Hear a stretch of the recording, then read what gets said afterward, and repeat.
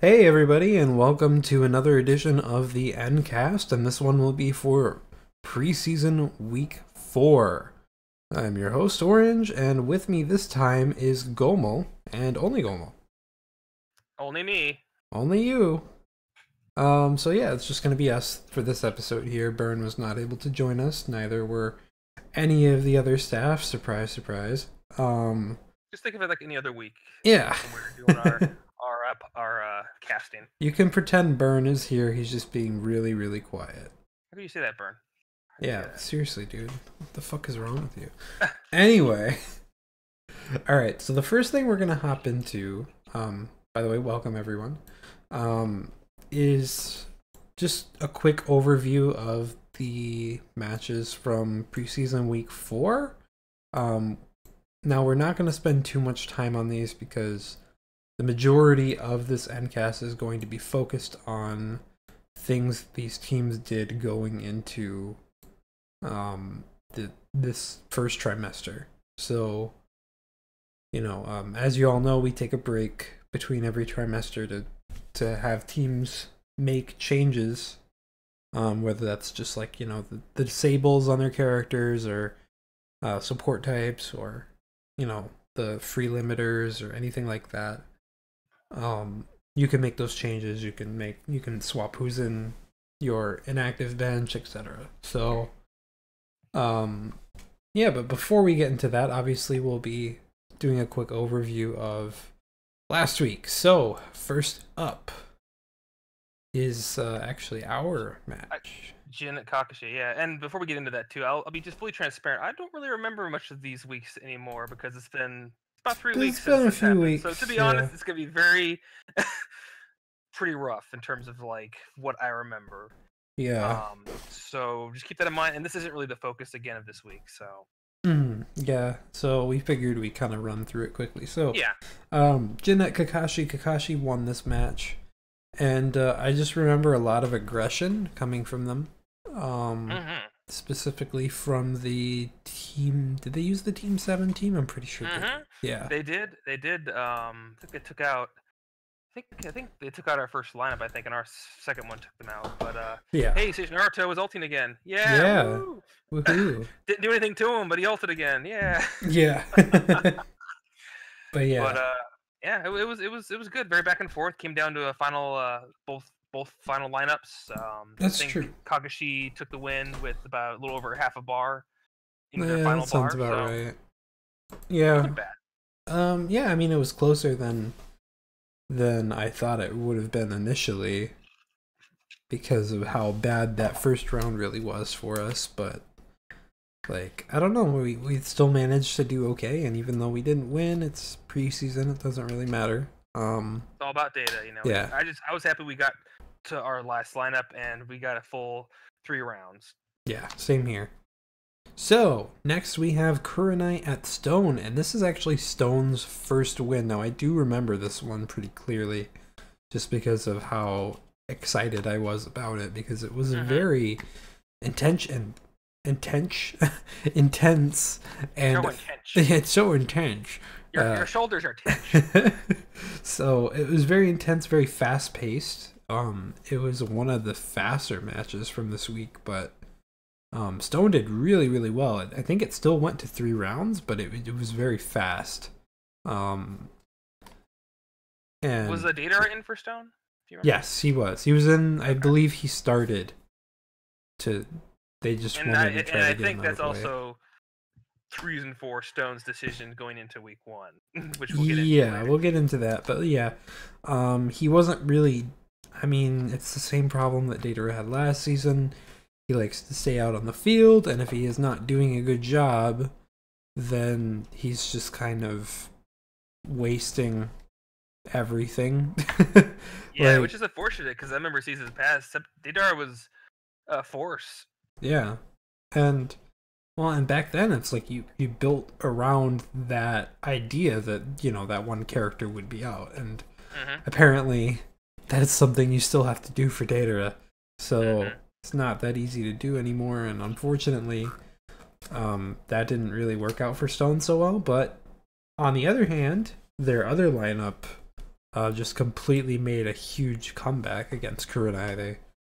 What was it? I know it was RTB. It was RTB Naruto. I believe it was Roshi And Han? and Han. That sounds right. Let me see. Very impressed with Naruto.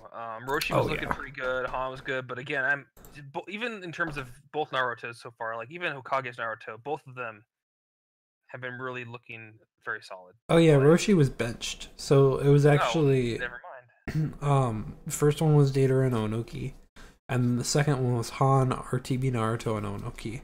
So Okay, double Onoki. Okay, Onoki was pretty good. He's definitely serving the role of the ult spammer, which is kind of what Datara used to be, but since Datara is less reliable, yeah, Onoki is far, which I never thought we would say, Onoki is far superior in the field to Datara at this point in time.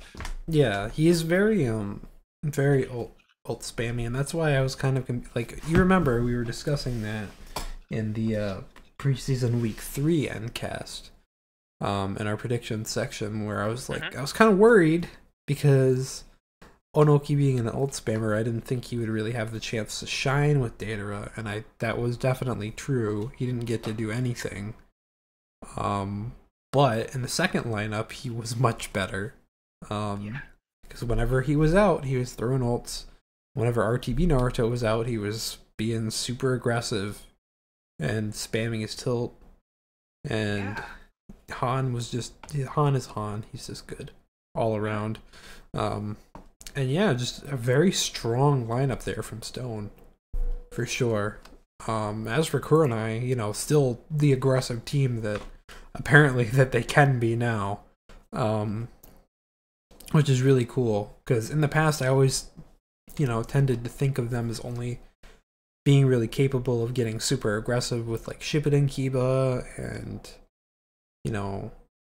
PTS Shino, but now it seems like most of their team has the capabilities of doing that. Yeah, even PTS Hinata. Yeah, PTS Hinata is one of their better characters, I think. Which is great. Yeah. Very surprising, but I mean, it's awesome that she's working well. Usually the Hinatas are not some of the better characters. Mm-mm. So that's cool to see.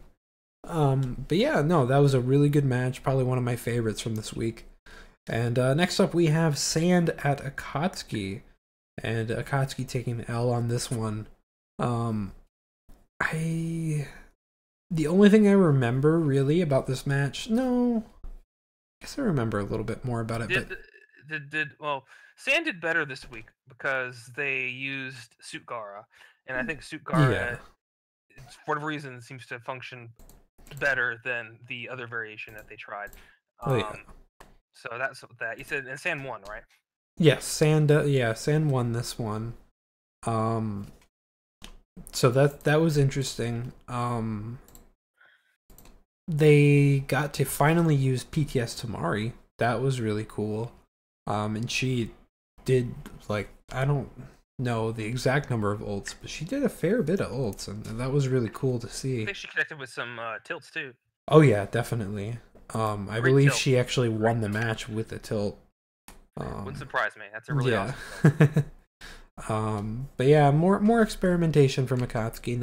Not too much to say there. I'd have to give it another watch to see what really panned out and what didn't. Unfortunately, they were going for an awakening build and it just didn't really work. They didn't go for it. But yeah, I mean, still, I think we've seen some good stuff from Akatsuki, especially considering how little data they got in the off season. Like, I shudder to think of what they would be like if they had tested all off season. Like, it's hard to say, but yeah, it could be a whole different beast. But at least, if anything, most of their preseason, they've always gone to a final round, and they've been able to get at least as much data as they can for their characters, which honestly is the most important thing for them. Yeah, definitely. They've been doing super well. But yeah, I mean, Sand, I mean, they've had some rough weeks, but they've also had some really good ones, like especially against especially against what the fuck? Which one was it? Was it week 2 that I'm thinking? Yeah, especially against Uchiha. That's what I was thinking of. Uchiha. But then the following week against Sound was terrible for them. Yeah. And then this week again was good. It was less one-sided, but it was still a really good performance from them, I think. And I think it's just Sand trying to break out of the shell of what they had last season. Where pretty much last season they were pretty much carried by Gar Tamari. Yeah. And most of their other characters never really didn't seem to pull their weight because typically she would reverse sweep or sweep. So right now we're seeing them trying to work with their other members, and I don't know if they've even done the Gara Tamari combo. I think they've been trying. I don't think they've done it much at all. No, at least variations, which honestly is great. Which it's nice to see different combinations, variations, and not relying on that combination anymore. Yeah, I mean, that said, we don't know if we'll see it in the main season or not. This could just be. We don't know how effective it'll be this season. Like I said, it could be not as effective. Just it's a new season, things might have changed. It's hard to say. Yeah, I think Sand is definitely one of these teams that has benefited the most this season from AIs, just because they've really been able to get their characters to do more specific things and fill more specific roles. Whereas before, like you said, they kind of just relied on the Gara Tamari team, which, I mean, it really did carry them in a lot of their matches. Of course, it's not like the only thing that won them matches, but a lot of times it did. So, nothing wrong with that, but I'm definitely glad to see them relying on some of their other characters and definitely getting them testing in this preseason. Definitely. All right, next up we have Cloud at Minato, and Minato takes this one. I believe it was actually like a sweep. I think it was a sweep against Cloud, because I think Cloud had both of their heavy hitters benched. They had both Raikages. Yeah, they did. Benched. Sakanukan, I recall, did some stuff. Still kind of not really sure about him. He seems, at least in terms of the rest of their team, I mean, I feel like most other members of their team probably feel like they might be more effective, or they at least might mesh better together than Sakan does with others, because he sometimes has anti-pressure with his wall. And the characters like B, Raikage, third Raikage, even Yugito, I mean, all kind of getting close and need that. And sometimes I feel that might be a little detrimental, yeah. Yeah. Yeah, it's kind of a double-edged sword in a way that jutsu. At least in the way the AI uses it, obviously. But yeah, Minato actually doing really well here in this match. A lot of aggression from them.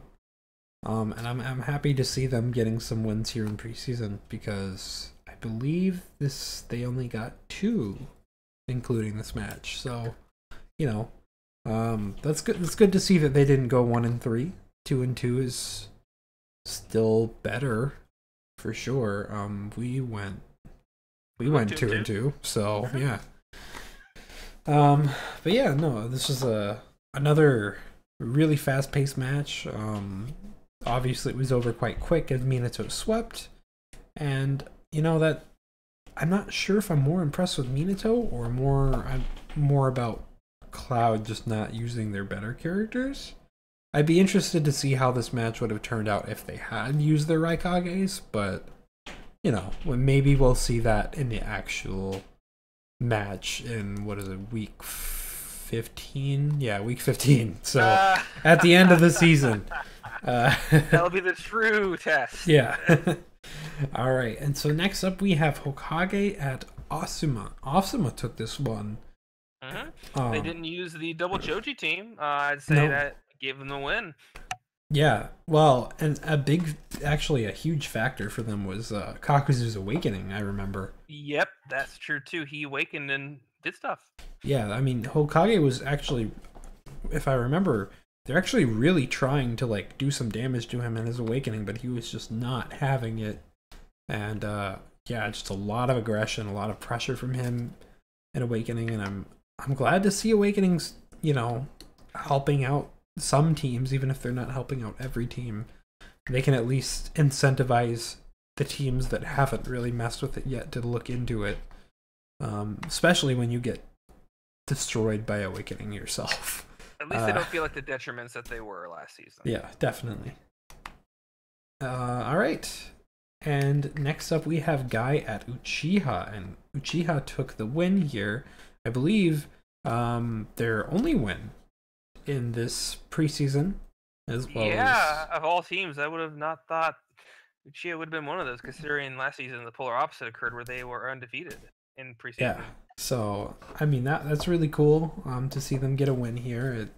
This was a good match for sure. Yeah, it was actually pretty close. It was fairly entertaining, if I recall. Actually, yeah, it was probably one of my more favorite matches. These past 2 weeks for Uchiha were really entertaining. They didn't win the one against Hokage last week. That was really close. But it was really close too. It was a good match too. It was closer than even our match was, and there was pretty much no health on either side. If I recall, it was good. So you can't really, even if you took the L for that, you can't really be disappointed with that. Yeah. And in preseason week 4, it was still a very close match. And we did have to redo a round. I remember that, but still, I mean, they got data. Both teams did, and Uchiha's Guy is looking pretty good too. I mean, they seem to be doing well with the 10-10s, Lee. Yeah, for sure. Guy, it's good. It's nice to see. Mm-hmm. All right, so next up we have Mist at Taka, and Taka won this, and I believe quite handily at that. I don't know if it was a sweep or not, but considering I don't remember much about it, yeah, I'm gonna guess that it was a pretty... Well, actually, no, this was another one that we redid. I remember that because it took a long time. Because Uchiha didn't have that awakening, yeah. And then we had the issues with EMS, and yeah, so that took out a good half an hour. But I guess that's why I'm kind of fuzzy on it. I remember the first take Mist was actually doing better, but then when we redid it, Taka kind of, they kind of just pulled into the lead there and kept that lead. So unfortunately, I mean, whatever way you want to look at it, it's preseason. It's technically more data than they would have gotten otherwise. So, yeah, exactly. You can still take a positive away from it. Mm-hmm. Yeah, if anything, you find out things maybe you don't like or things you do like, and really preseason is about trying things you may not try in a regular season. Yeah. So it may not be optimal, but it's data. All right, and finally we had Sage at Sound, and Sound won this one, making them the only team in the preseason to be undefeated, which is really cool. I think Sage didn't... No, they got one win, so they're not 0-4 here. Yeah, there were no teams that had no wins. Now, even if their win was kind of fishy against Taka, they still got it. So that's good. But yeah, this was the woke match because there were so many awakenings. That some team awakenings, I think a few single awakenings. Yeah, Tayuya awakened twice in one match. I remember that.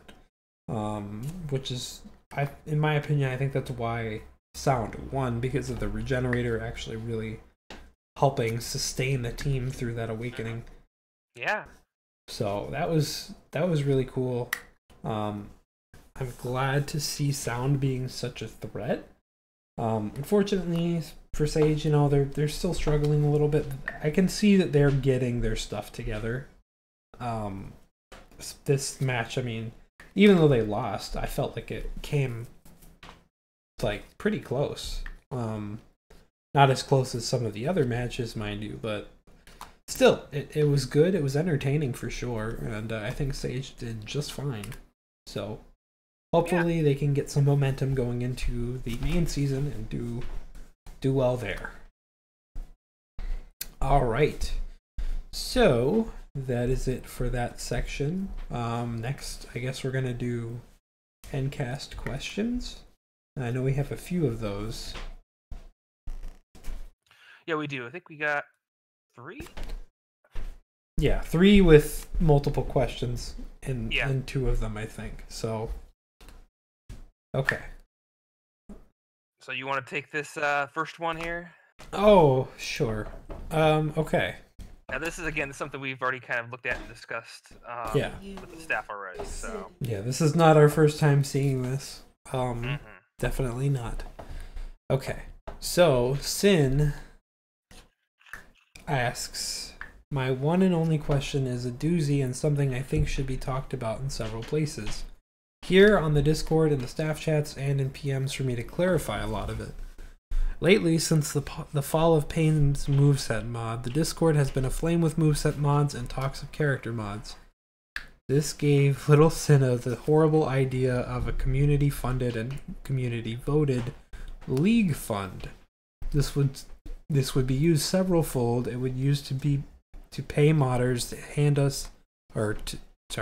hand make us things like costumes or removing the kick from execution blade users. Oh, I guess it means like the first initial kick. I don't. Or even huge things like adding a character in the game over the slot of another character. There comes the community voting. If we did it via Patreon, we could literally set the tier reward as a vote to get to what gets modded. This would ultimately boil down to things like, if we added Kurotsushi, would she replace X, Y, or Z non-rostered unit?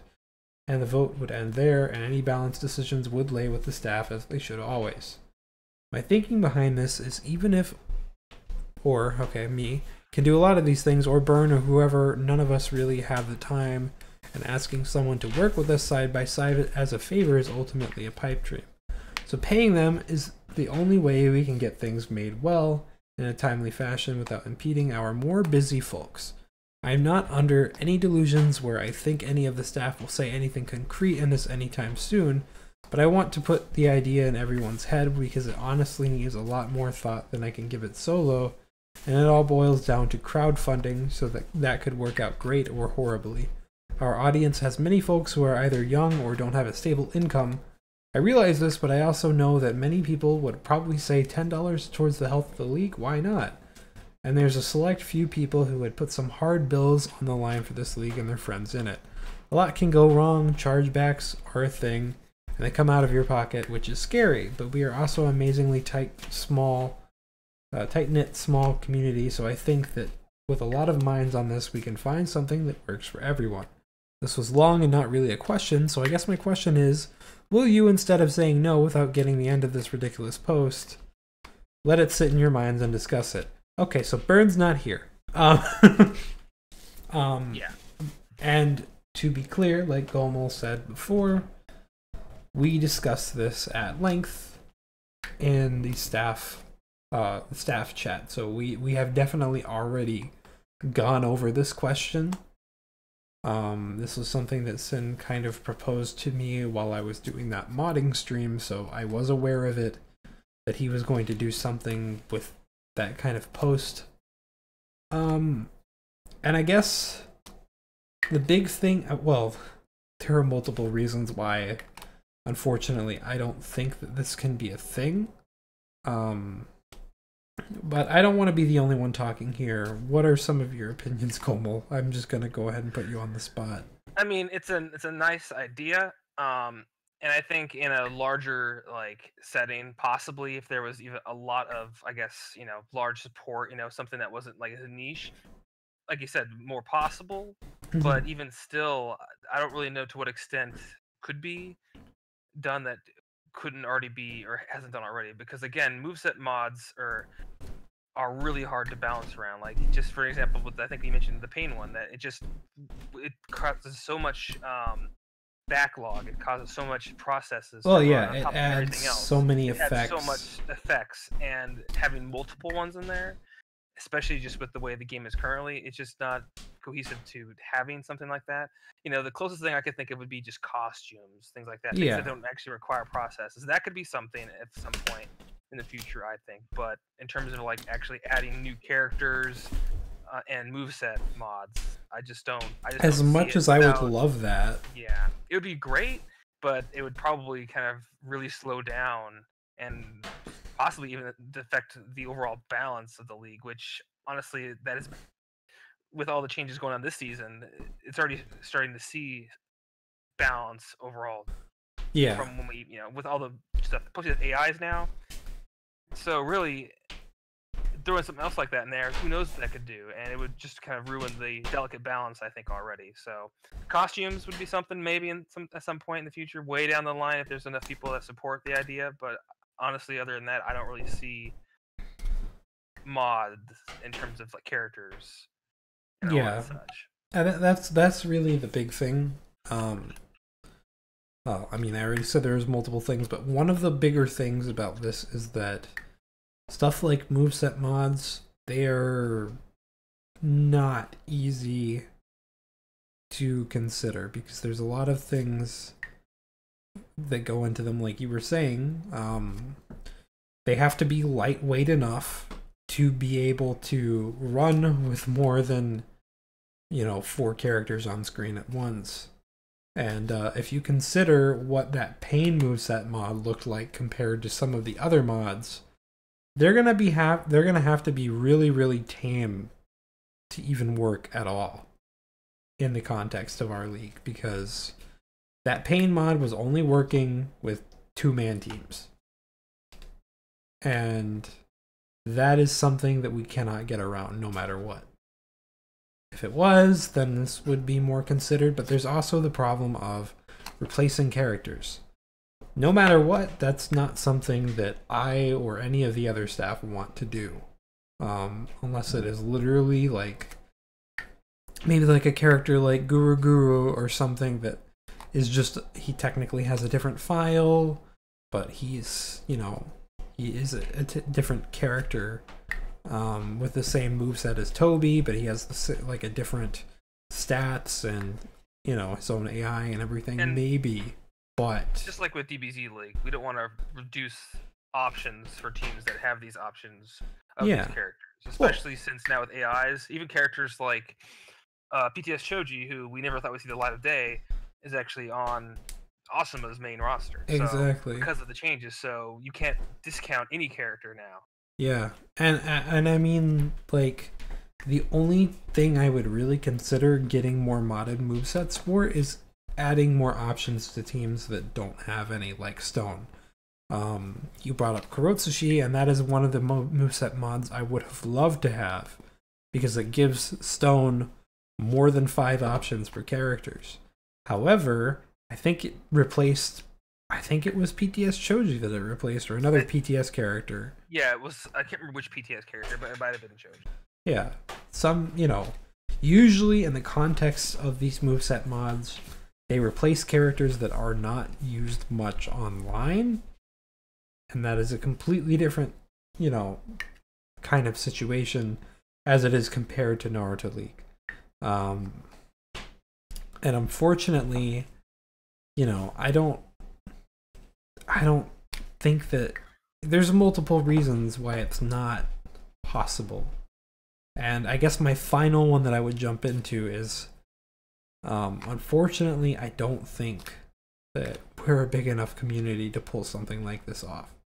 This is something that you briefly touched on a moment ago, but for context, there was a period before season 4 where I was struggling. I still being real and transparent, I still am struggling to keep this going, but then even more so, I didn't have any sort of computer to use. So, I did set up a Patreon. I think I took it down and put up like a GoFundMe or something instead. And I shared it around and, among our community, and I was like, hey, I really need help to try to get this thing continuing. And unfortunately, I think I maybe got like $5 or something. And, obviously, that's still a really nice gesture. I'm not going to say who it was, but they're actually not in our community anymore. But, something small like that was nice, but the fact that that was literally the only, at the time, that was the only thing that was going to be able to make the league happen in a relatively soon, kind of time frame, and it didn't happen anyway. It really tells me that people cannot afford to pitch in like that. Especially with such a small community, like you were saying, and very niche at this time. But when, in that example, that was basically saying, I can't get the league going until I get this, or it's going to be a lot later. So, right and now, that is in the running, most, the league is running right now. This is just for, like, aesthetic stuff and maybe more gameplay mechanics. But if you wouldn't be able to get anything for the thing to actually run, the chance of getting anything unfortunately, for other items that are more aesthetic for changes probably would be very, very low, just with the size, unfortunately. And again, it's tough for people, right? Especially if you have a lot of younger audiences watching. They just don't have the money. They enjoy watching it, but they just can't feasibly do so. So until it grows, it's just not something that can be definitely an option, unfortunately. Yeah, and the point of me saying that is not to put anybody down. By the way, of course, no, yeah. We do this because we enjoy it and it's fun. If people can enjoy it, then great. Because if no one enjoyed it, then there really would be no reason for us to do it. Right. but basically, in the most extreme situation, it was still not possible to find enough help. So I don't think for something that is, ultimately not that important in the grand scheme of the league, I don't think that at this moment it would be a good idea. Now, in the future, maybe I would definitely like to do something like that once we have a bigger audience. But, the details of that are not ironed out at all, and it's far off to begin with. So and I think, hopefully this is a good enough answer for you, Sin. We definitely didn't just say no to it right off the bat. We did discuss it quite at length, and I think that this is going to be our stance on it for a while. So, people can talk about it if they want to, but exactly. Please understand that this is our stance on it for the time being, and that we have our reasons. And again, like, the in-cast questions are for you to be heard. We're not going to just pass over a question that you maybe think is not something that we're going to even look at. We look at all these, so this is your chance to put forward suggestions, or as well as just questions in general, as they are to us. Mm-hmm. In any case, thank you for that, Sin. Let's move on to our next one. Spoofy. Okay, I got Spoofy. Okay. I got the Spoofy. Alright, so got the spoofs. I got the spoofs. Alright, so this is a 5-parter question, so let's see what we got. So the first part, after 2 weeks of PTS Tamari being in the Sands lineup, but not touching the field once, how does it feel to finally see her in the preseason? Awesome. I love PTS Tamari. I liked her when I saw her in the contention match, so... Yeah. And with more ultimates this time, which is scary. If we'll see her more, except for against an R match. Hopefully not. At all. Just bench her against us. Yeah, I think that's a good idea. I'd love that. But I think definitely once she finally hit the field, she made a splash for sure. It is just 1 week. Swimsuit too, right? Yeah. Oh no, that's only for Shippuden. Oh. Yeah. Okay. So PTS, I mean that'd be kind of creepy. I'm not gonna lie. No. I'm glad it's not a thing. Please don't make that a thing. Please. Anyway. We need modders? No. Anyway. It was really cool. I know it is just 1 week, and a lot of people probably won't think too much of it right now, but getting to see her performance here finally in preseason week 4 was really refreshing, and I'm glad that she did so well. I think she was a huge contributor to your win against Akatsuki for sure. So, I definitely want to see more of her. All right, number 2. What common mistakes do you see teams making, and what improvements do you think could be made? I'll have to think about this one a little bit. I mean, it's hard to say because you really, in terms of like maybe mistake-wise, meaning what, like putting more than the allotted scroll limit. I think he means like meta-wise, like not necessarily like making straight up build mistakes. Okay. If that's the case, that's a little tough because again, preseason is all about experimentation. So we can't really say this is a mistake because it may work. You know, certain things, certain ones that seem like certain scrolls, maybe usage that seems to contradict themselves might be in question. Like if you want somebody to like you give them a ultimate plus 1 and you give them 5 element seal or something like that. Stuff like that. I don't know if that happened this season, but things it actually, I think it actually did. I think Akatsuki did it. Okay, so stuff like that, stuff that was weird. Doesn't really seem to like give you an idea of like you want them to ult, but you don't like it. Those kinds of things. I don't really recall too many instances of that.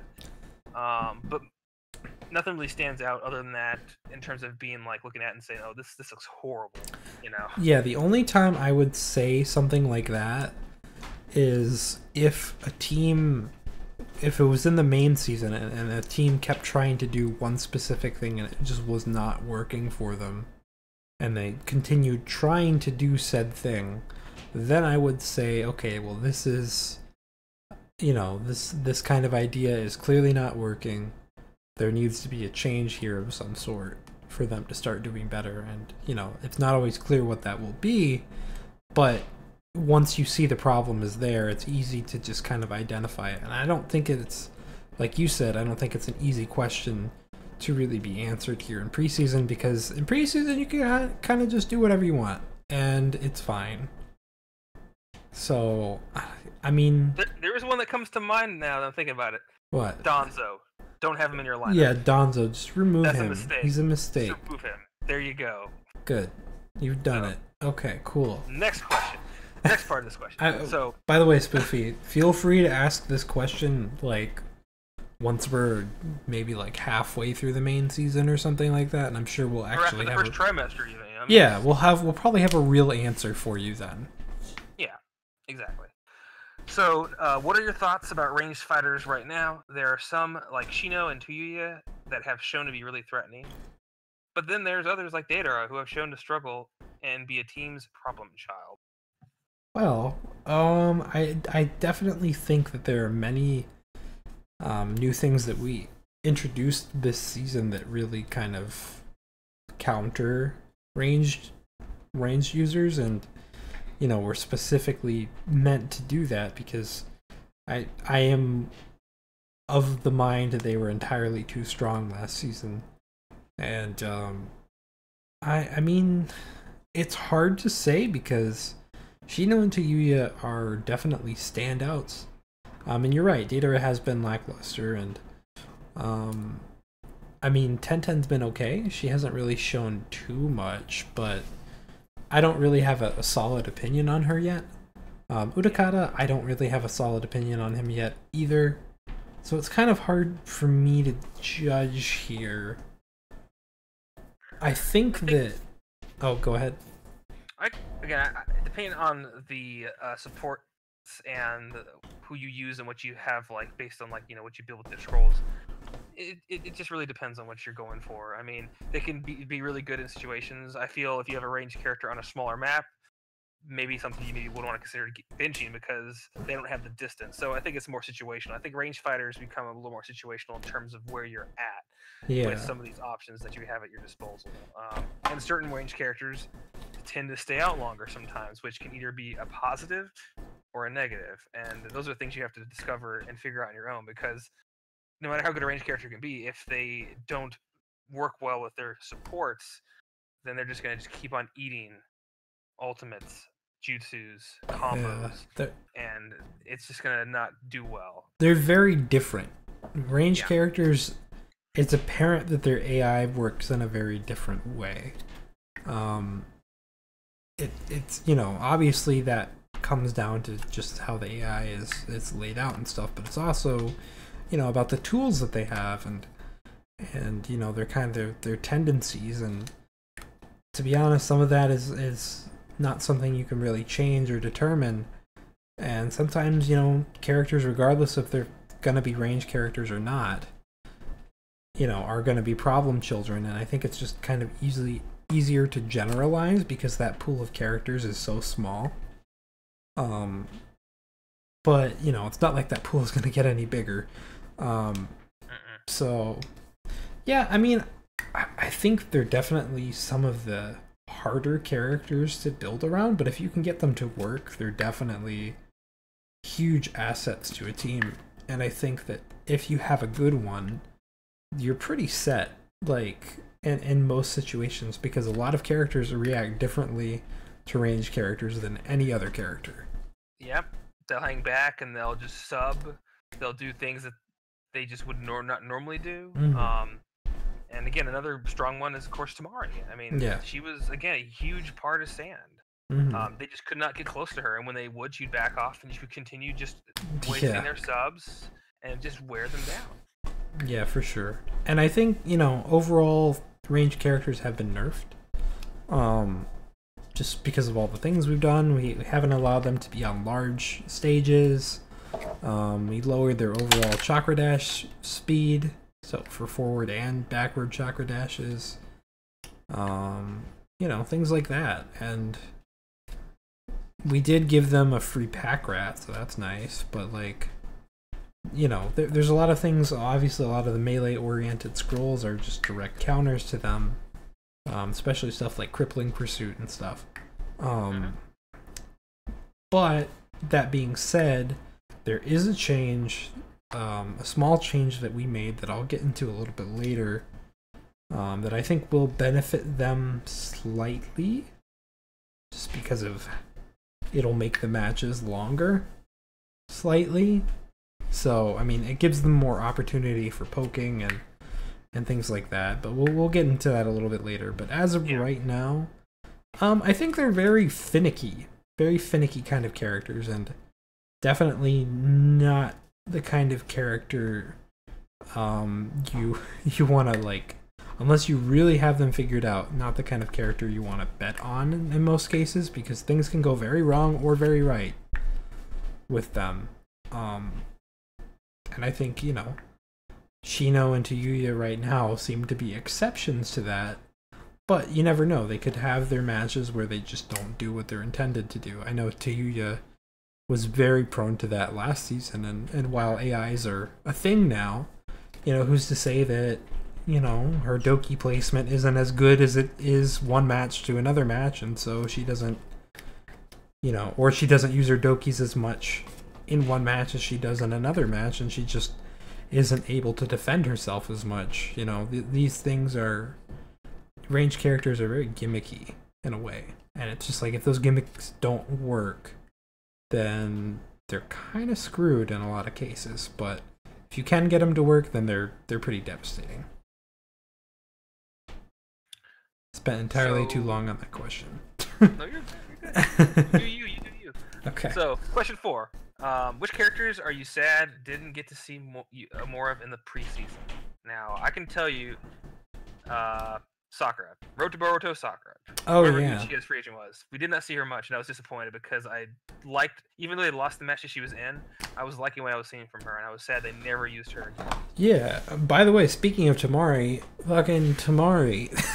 Like, I would have loved... Swimsuit Tamari, man. You gotta say swimsuit Sorry, Tamari. Swimsuit Tamari. I would have loved to see. Same Tamari. Yeah, sorry about that. She better have one killer tan when we see her, because she's been at that beach for a long time. Other characters we haven't seen enough of. That's a good question, because it kind of fluctuates. It changes a little bit. It depends on the team. Most people, for the most part, used most of their characters for the most part, at least a couple times. Don't know if there's any others that stand out. That, I mean, did Sand only use like Kankuro once? PTS Kankuro once?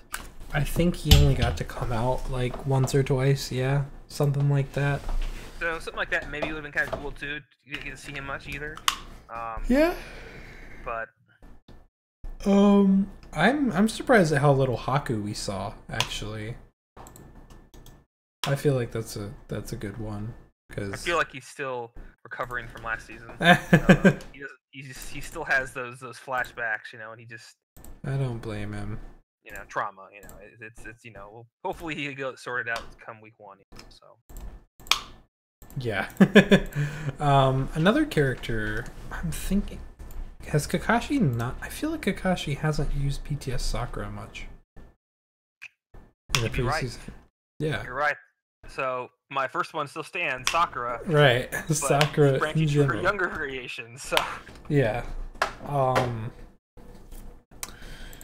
Yeah. There's a few characters I would say. Some of the free agents I feel like haven't really been used as much as I would hope they would be. I know we haven't really used Sarada as much, but I feel like she's kind of like. Well, we had her in 2 weeks. That's true. I feel like she's kind of like there. I don't really need to like test her in preseason. And sometimes, that might be the case for some of these characters that we're not seeing much. They're already there. We don't really need to test them in preseason. A free agent is somebody that if you get a few matches in, they're good. Great. But they aren't going to be with you next season. Yeah. Well, maybe not. Maybe not. But for the most part, working with characters that you're going to be with for the long haul sometimes is the better choice of time, just so you can get them working better for you. And then if something comes up and you've tested your free agent a little bit, then you can bring them in. Yeah. Yeah, for sure. Yeah, I mean, I don't know. I guess I can't really think of anybody else that I'd like to see more of at the moment, like off the top of my head. I'm sure there's probably someone that I'm just not thinking of right now, but whatever. We'll say that for another day. Roshi. More Roshi. There we go. So the last part here, which free agents do you think could potentially be picked up during the season in place of free agents that have been struggling? If you don't have one, I have one kind of in mind. Okay. Kidomaru.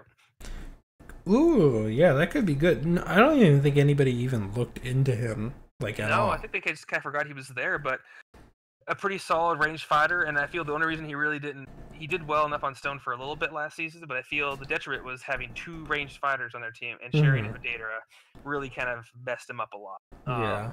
But I feel by himself on a team that maybe doesn't have a lot of ranged options, I think he'd be a good pick, especially if whoever your free agent is struggling for you. Yeah, I mean, keep in mind we have AIs. That is a thing. So there are a lot of options and a lot of territory to be covered.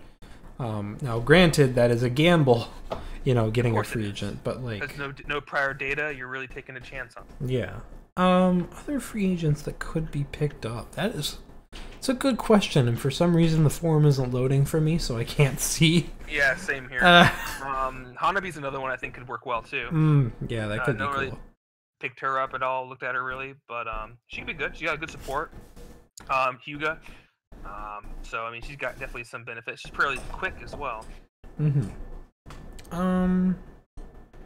Yeah, fastest character in the game. Another one. Damn, I'm trying to think of. I feel like a character that really should be used more. I don't know. It's hard. It's tough to say. I feel like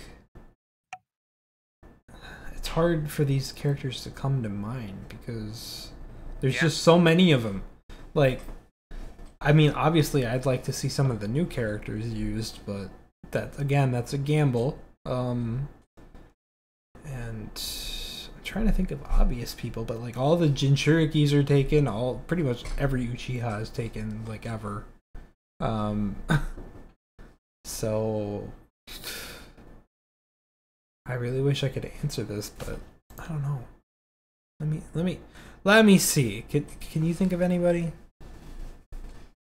Other than who I'd mentioned, yeah. Nothing else really. I can't really think who else comes to mind. I want somebody to use Konohamaru. Yeah, Konohamaru. I forgot about that guy. Yeah, no, he was really good for Guy last season. Yeah, that was actually surprising when they actually dropped him for PTS Gara. I mean, I'm not complaining, but I mean, yeah, it's kind of a surprising choice. Yeah, he actually had a little bit of range utility to him, and he actually was pretty good at all the team. PTS Eno. She was good. I would like to see more PTS Eno. I'm sure someone else would too. Yeah. I'm just kind of scrolling through this list of characters here. I don't really see anybody else right now that pops out to me. Maybe it's like some of the Narutos could see some use. Yeah. Tailbeast Bomb Naruto. Yeah, Tailbeast Bomb Naruto. Ross and Shuriken Naruto are there. You also have Massive Rasengan Barrage. Yamarbi, yeah. Even Sage Naruto, I guess. And if you really wanted to go with him, he's got a great the Sage of Six. Yeah. Yeah. Yeah, for sure. I mean, Boruto could be quite good. Yeah, Ninja Tool Boruto too, right? Yeah. All of Boruto's are fairly good. Yeah, I mean, that's really the biggest ones I can think of right now off the top of my head.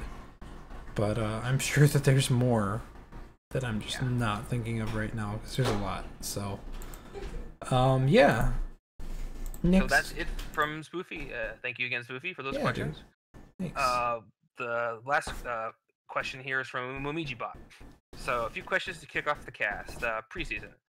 Did any free agent benching choices surprise you compared to your expectations post preseason? Okay, so this is more so. Yeah, I think we might actually save this for a little later. Although, yeah, fuck, it's gonna be really hard because now I don't know how I'm gonna view this thread. It's not loading. Yeah, I'm trying to open it too. If it allows you, if it gives you the option to like view the saved portion, then click that, and you should be able to load the saved version. I don't know how to do that off the top. Well, like when it times out, I guess when you're trying to load up the page, if it times out, it might give you an option to do that. Right, because I can definitely view the first page because that was the one I had already loaded. Yeah. But yeah, no, we'll definitely get to that a little bit later for sure. Let's see. Let me see what the other question is here. Who do you remember as being the most surprising character of the preseason? Don't even think about it. Just say the first thing off the top of your head. Bonus points if you get the reference and become best friend. Most surprising, the reference.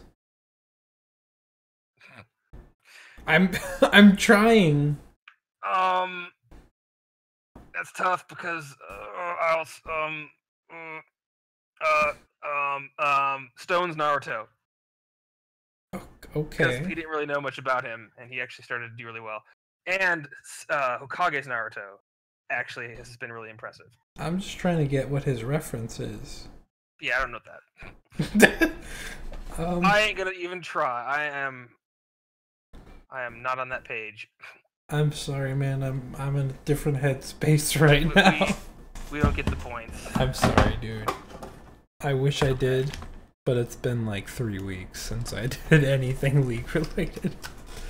So, yeah, first thing off the top of my head, I guess, would be what the oh god. I don't have a thing off the top of my head. I guess Jirobu, no. right? You're saying Jirobu. I was gonna say PTS Sasuke. Right, there you go, Jirobu. Okay, so yeah, not Jirobu, no.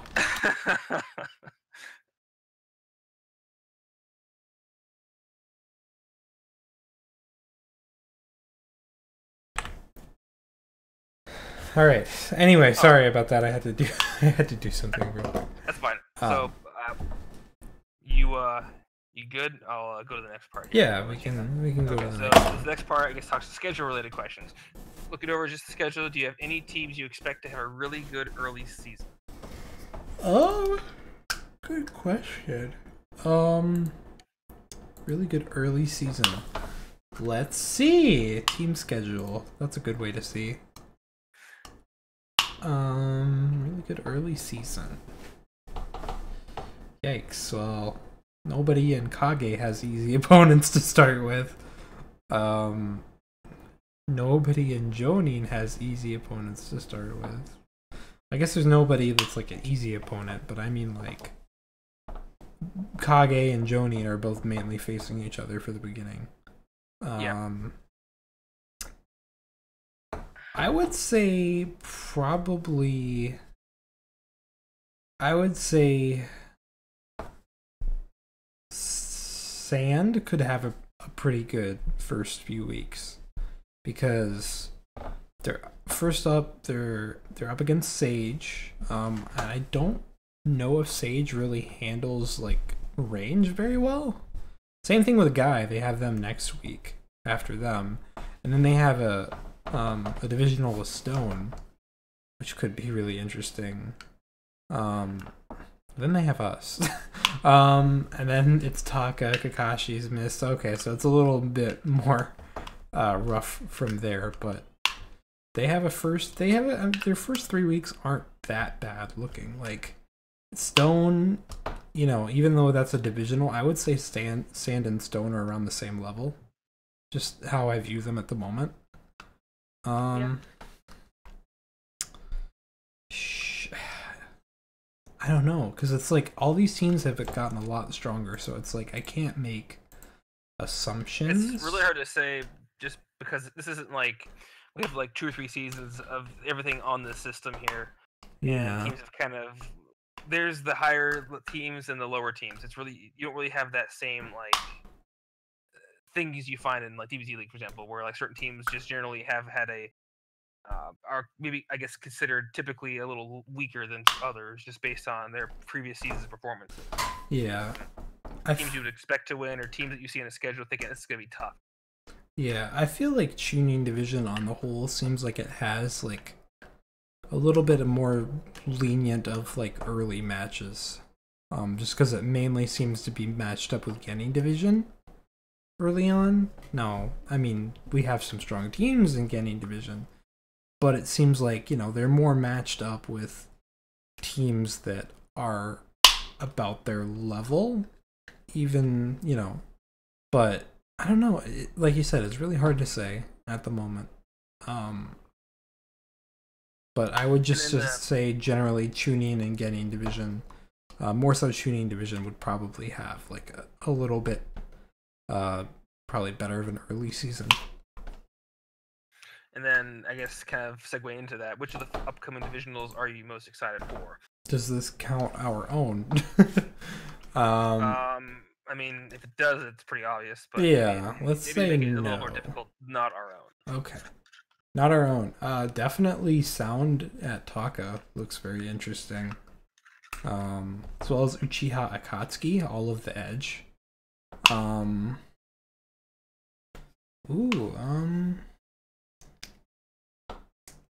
No, actually, like we were mentioning before, Stone and Sand could be fun. I think at the moment the ones I'm looking at right here are Uchiha Akatsuki, Sound Taka, and Stone and Sand are the ones that are interesting me the most. Okay. Yeah, I would probably agree with those as well. I unfortunately I can't pull the schedule. Oh. On my end because I don't actually for whatever reason the site is dead. Docs isn't loading for you either? Because I can just link you the doc like directly. Oh yeah, do that. Okay, there you go. Okay. Yeah, Docs is not dead. Yeah. Docs is there for me. Yeah.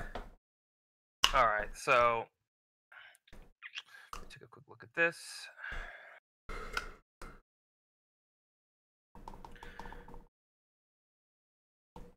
Oh, it's tough. Yeah. Oof.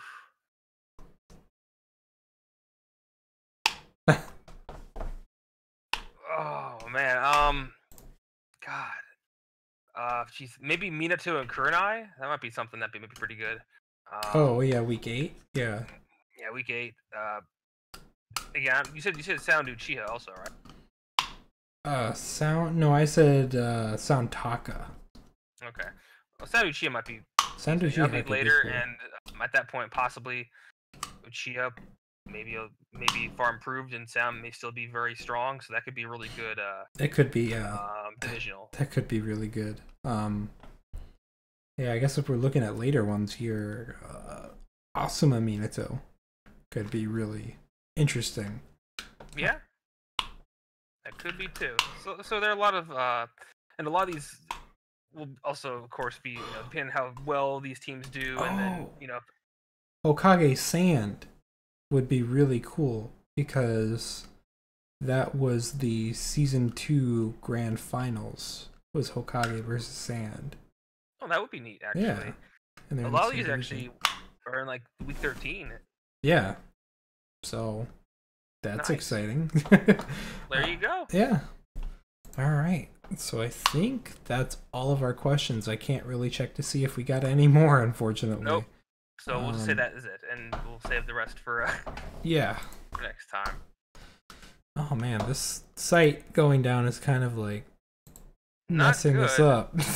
and possibly messing this entire week up, because if we can't view builds, then we can't do builds. Let's see. Okay. Alright. So we're gonna discuss some trimester changes, okay, with what information we have. Let's see if I can find anything else. Because I thought I had hindsight to load this up beforehand, but Yeah. Well, I only had the first page loaded up. God, set up boards. You dying on me.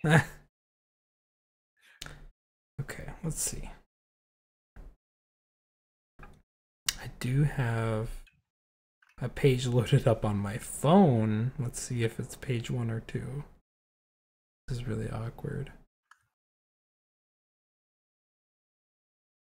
Okay. Yeah, nope, it was page 1. So, okay, I don't know. I don't know how we're gonna do this part. Whew. Jeez. Yeah, we can't even. That's kind of that's the main thing of this. Right. Thank you, boards. All right, let's see here. Let's see. We'll see. Let's see if I can search up this catch version. Oh boy. I mean, if anything, you got the first page still, right? So you can still cover some of the first page stuff. True.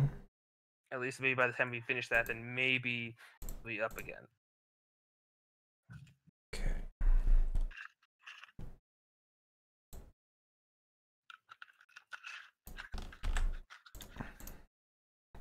Brought to you by the only most professional in cast. Yeah, I mean, only so much we could have done about it. Yeah, unfortunately, we can't control if things go down. Yeah. That's nothing we can address. Yep. Hold on. Jeez, even the cached, stuff is taking a really long time to load. If it is at all. My goodness. What the fuck? Okay. It just knew we were trying to stream. Yeah, seriously. Well, it's not even just that, but if depending on how long it lasts, it could completely mess up this week. If we're not able to view builds. Which is very possible. Okay, so I got it to load. It took forever, but it wasn't even the right page. So let's see if I can actually view the right page. I don't think I can. It'll take me to the normal one.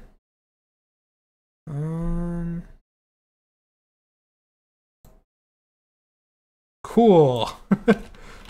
Good end cast.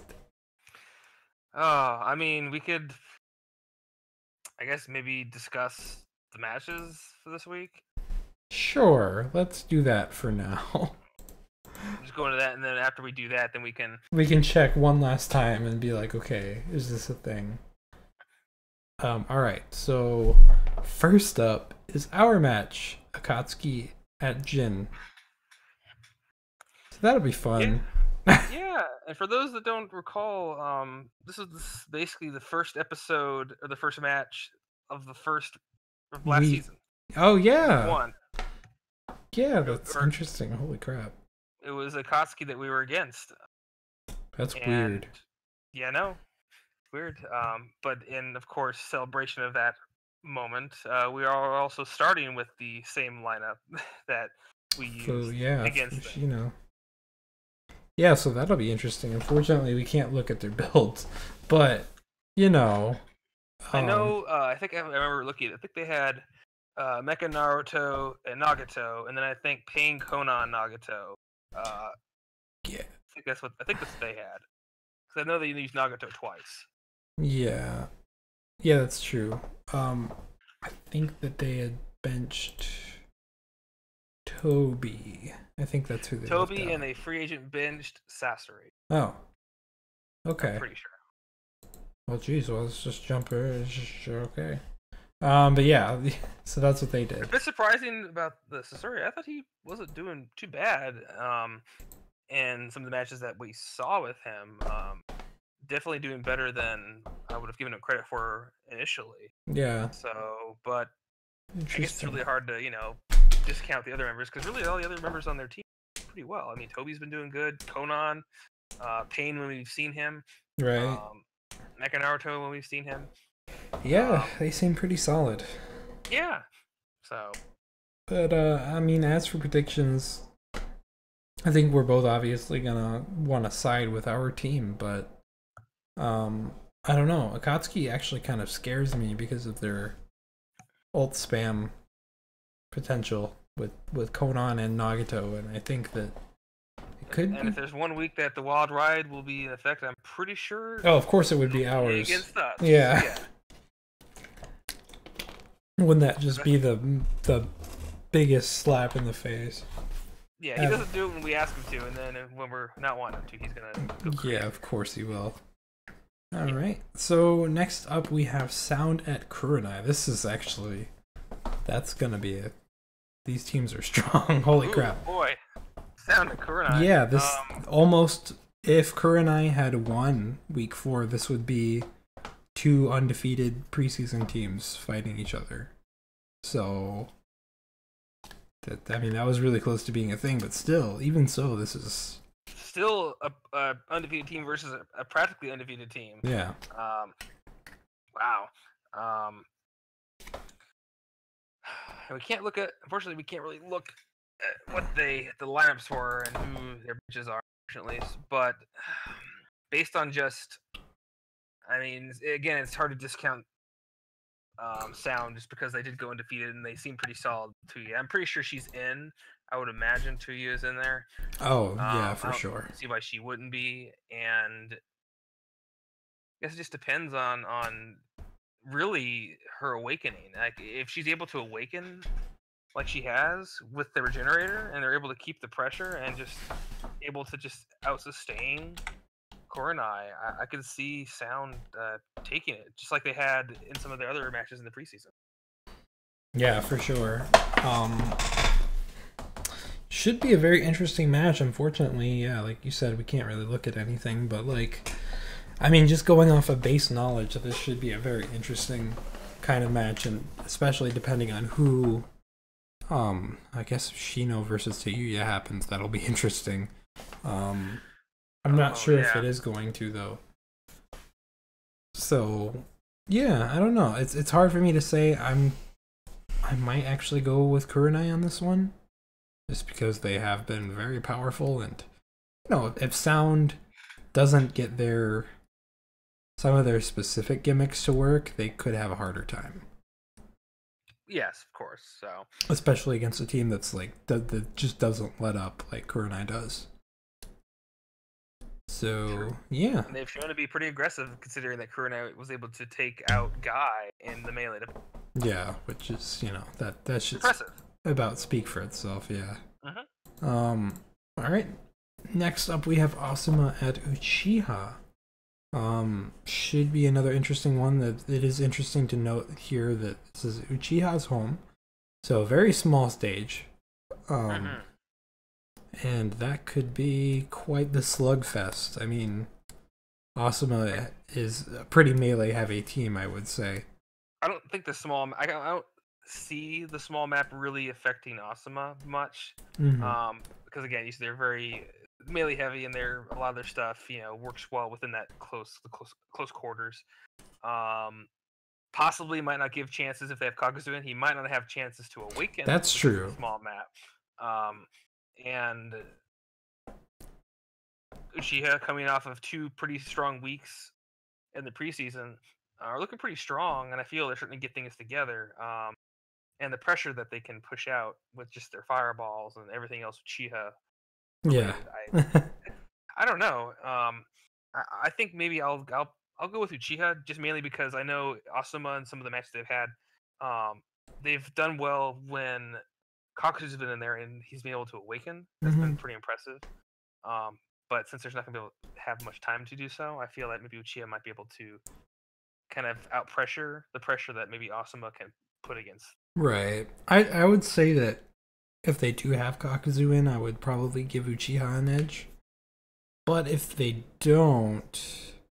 Actually, I'm pretty sure I heard that they benched Ino. So unless they free agent benched Kakuzu, which I'm pretty sure they didn't, that he will be in. Yeah, so I think I'm actually going to give this one to Uchiha. Alright. Next up, we have Minato at Taka. Huh. Yeah. Well, Taka, they were 2-2, or were they 3-1? I think they were 2-2, but I don't remember.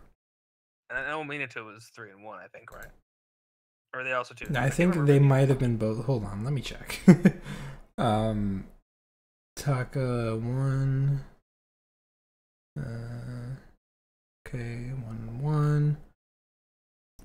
Yes, Taka is 2-2, and Minato is 1-1, 1-2. Yep. So both teams are 2-2 for the preseason. Okay. Yeah. So interesting. I probably would not have made that connection, but yeah. I mean, I guess you could say the same about Akatsuki and I, right? Or Akatsuki and Jin, rather, not I. Yeah. As much as the preseason record really comes into play, really, because again, it doesn't really matter that much. That's our only gauge we really have to go off of. Yeah, considering we can't look at builds. Yeah.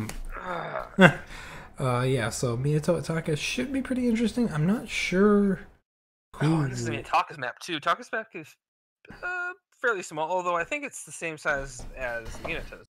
It's I feel like it's a little smaller. Well, I don't know if it's smaller or not, but Minato's definitely has a lot more horizontal space, whereas like Taka's is just kind of like a square.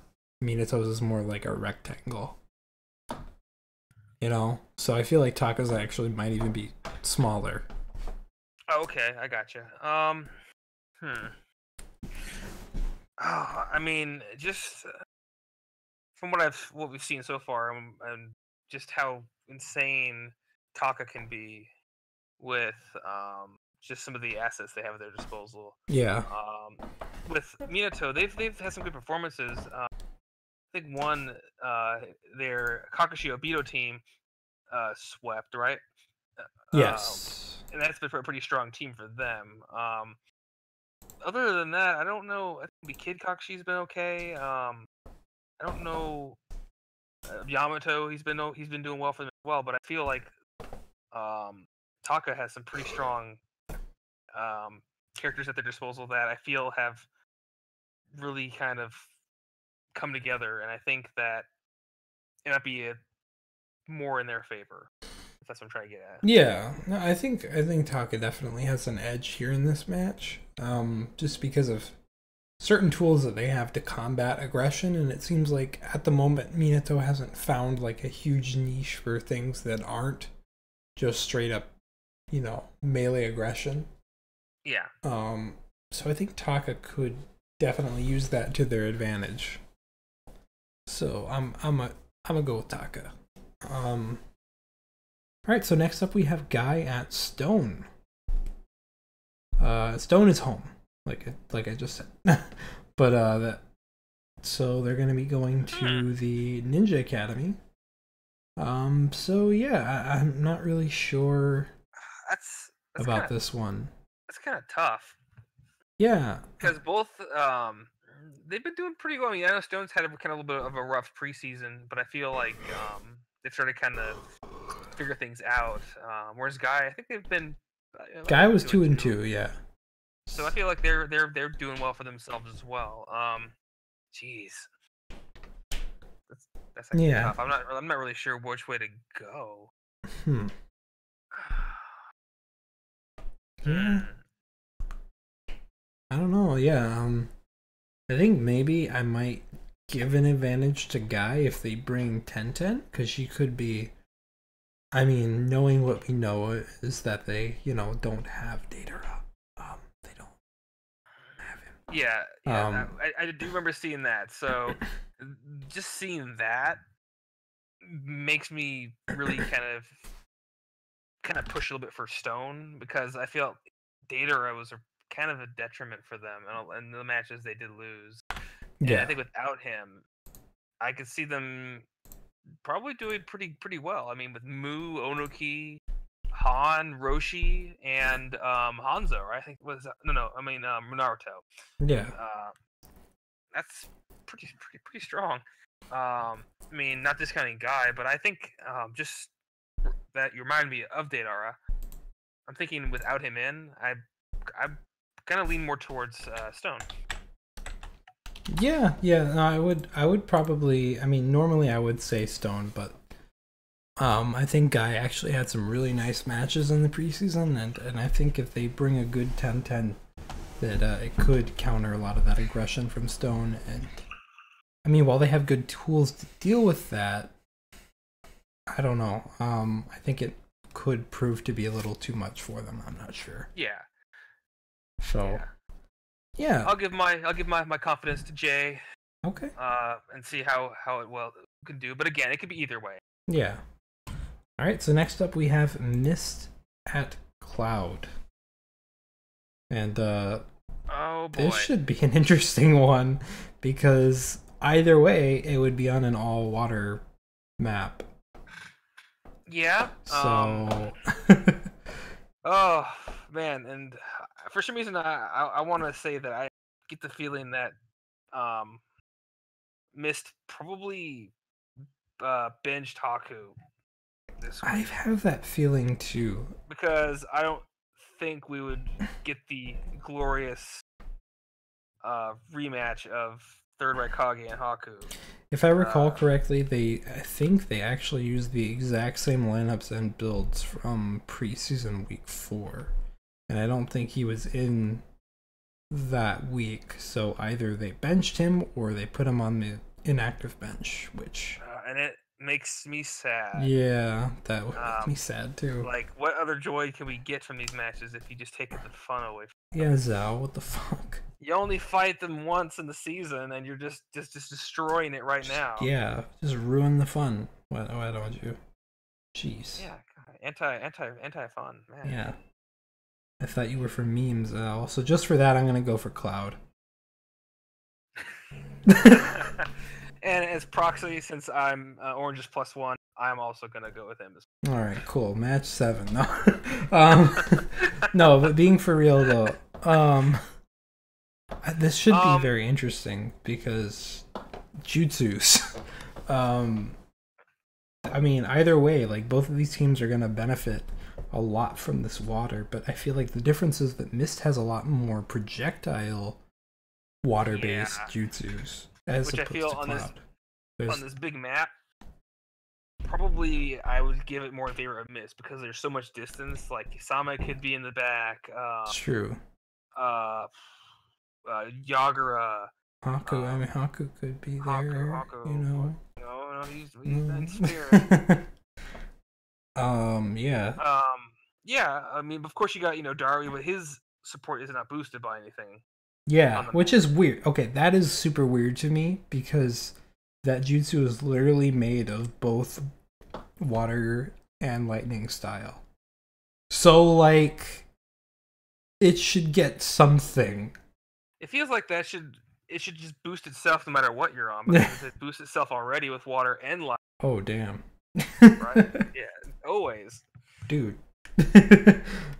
So maybe that might even be something I end up doing, is giving it like a water buff or something. I don't know. Um, It would make sense. yeah. That would give them some options, but it also makes sense in terms of what the jutsu is. Yeah. But yeah. But So I don't know. though, You do make a good point about mist, though. yeah, I guess it comes down to if Mist can keep distance, use some of their support ranged abilities to their advantage, and not allow Cloud to get in close. Because if I don't know if they have both Raikage and Raikage, but if they do, we've already seen the damage that they can dish out. I mean, just Raikage alone by himself is ridiculous, and I think they had a combination of him and Third Raikage. Yeah. Like it tore apart Asuma's double tank lineup with Mm. 2 handicaps out of their favor, and it didn't take a cap against them. Yeah. That's scary. That is really scary. So if we see that, I guess it's just a matter of who gets in first and who's able to, take advantage of the boost of water. Yeah. Well, also another thing is that Mist, if Mist is using the same builds and lineups as last week, we could see Awakenings because both Yagura and Utakata were in the same lineup, both That's with true, Awakening. though. Oh, but I don't know about. Oh man, Utakata though. I don't know. I just have nightmares when we had Utakata against You're Raikage biased. when we had him. Oh, he just destroyed him horribly. I mean, that was of course PTSD Right. Utakata. Yeah, PT. It was a different time. Different time. He Those days were was, dark. he was pretty shitty. Bubbles were made of acid.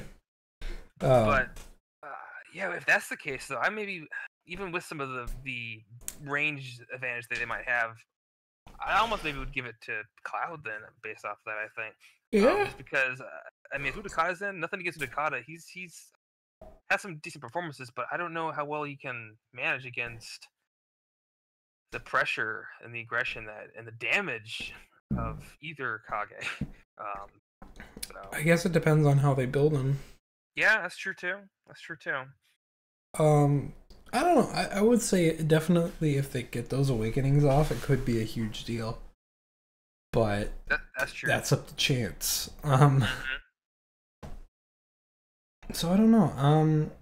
I feel like out of all range users, though, I think Utakata has like one of the best counters to like close melee because I gave him like those acid bubbles, which actually like stop even like chakra dashes and stuff.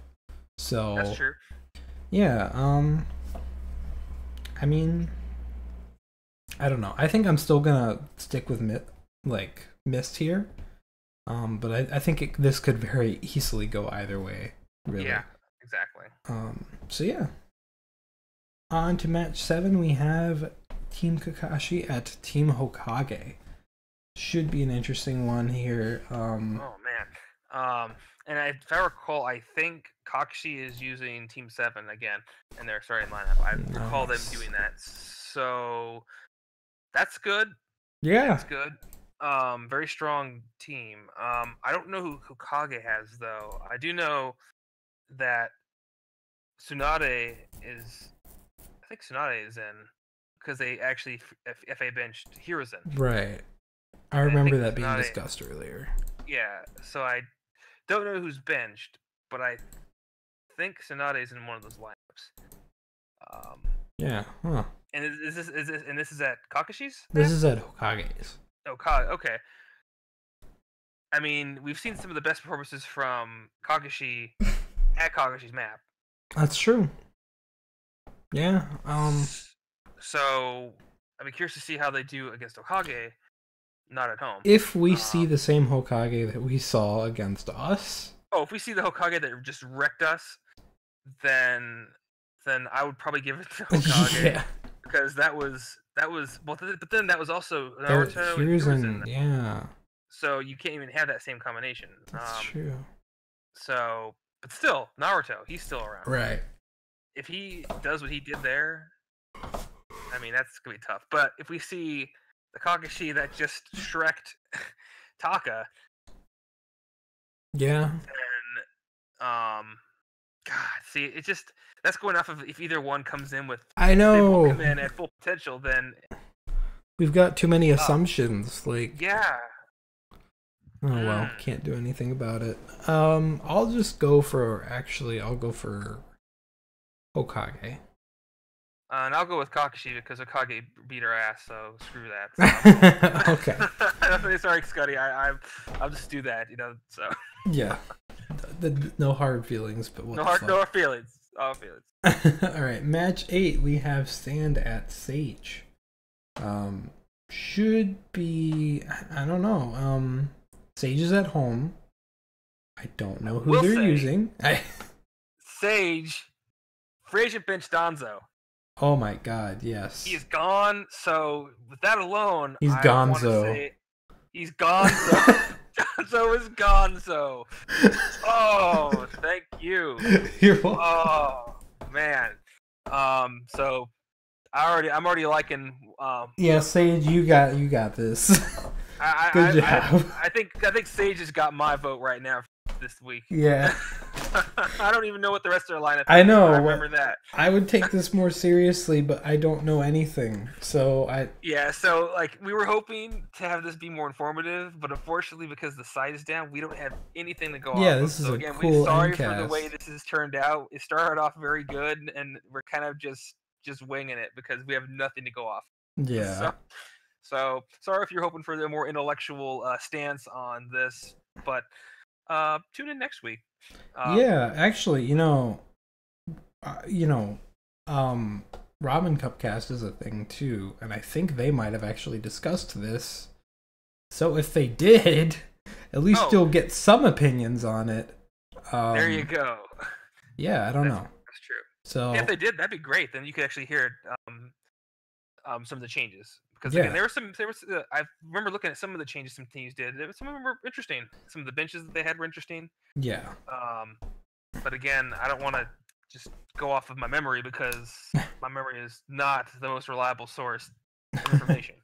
Something I do want to throw out there, though, is something I hinted at earlier, is that we are raising defense levels by, if you want to put it in simple terms, I raised everything by like a 0.5 in defense. So like what was previously the standard defense level in preseason is now what the defense plus 0.5 was in preseason, and so on. Like defense plus 0.5 is what defense plus 1 was in preseason, so on and so forth. Just to raise things a little bit, to where, the matches are a little bit longer and certain characters like range characters have more opportunity to do more damage. Just as a way of kind of balancing things and as well as just balancing how much time these matches take, because, while we do set a good pace, some of these matches are entirely too fast just because of our new match structure, coupled with the fact that